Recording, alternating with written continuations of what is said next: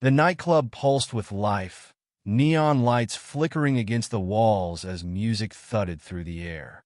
It was the kind of place where people went to disappear, to lose themselves in the crowd, and forget whatever haunted them. I had been coming here every night for a week, trying to drown my thoughts in noise and anonymity. But tonight, something felt different. I saw her in the shadows, her presence impossible to ignore.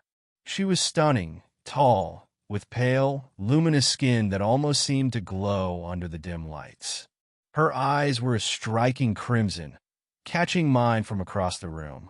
There was something predatory in her gaze, but I couldn't look away. Before I could make sense of it, she was next to me, moving with a grace that defied logic.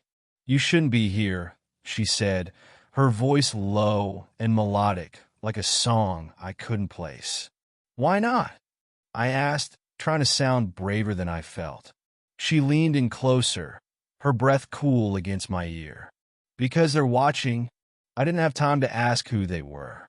She grabbed my arm, her grip firm but not painful, and pulled me toward the exit. The air outside was crisp and quiet, a stark contrast to the chaos of the club. "What's going on?" I demanded, yanking my arm free. She sighed, looking at me with a mixture of frustration and something else. Concern, maybe? "You don't understand what you've stumbled into. This place isn't safe for you." "Who are you?" I asked, my pulse quickening. "Why do you care?" She hesitated, her crimson eyes searching mine. "My name is Seraphine," she said finally. "And I care, because they'll kill you if you stay." "Who's they?"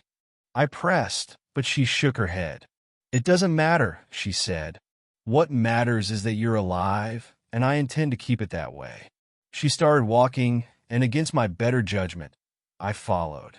There was something about her, something I couldn't explain, a pull, like gravity, as if leaving her wasn't an option. We walked through the city, the streets eerily empty, until we reached an old, abandoned building. She led me inside, her movements swift and silent. "Sit," she said, pointing to a worn-out couch. I obeyed, my mind racing.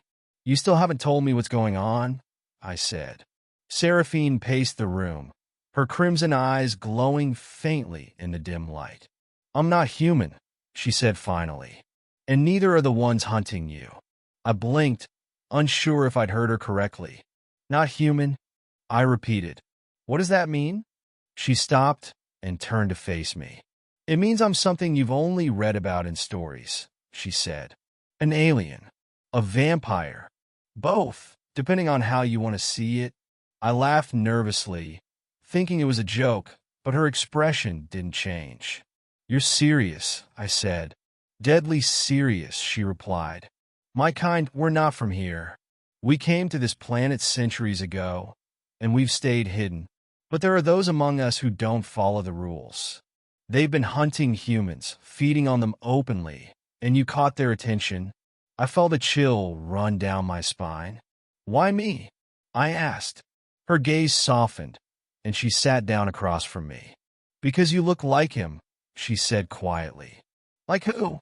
"Someone I loved a long time ago," she said, her voice barely a whisper. "Someone I lost. When I saw you tonight, I knew they'd target you. They'd think hurting you would hurt me." I didn't know what to say. The weight of her words hung in the air, and for a moment, neither of us spoke. "So, what now?" I asked finally. Seraphine stood, her expression resolute. "Now, I keep you safe," she said. "No matter what." "But why?" I pressed. "I'm not him. You said it yourself." "You're not," she agreed. "But you're the closest thing I've had to hope in a long time. And I'm not going to let them take that away from me again." Her words sent a strange warmth through me, cutting through the fear and confusion.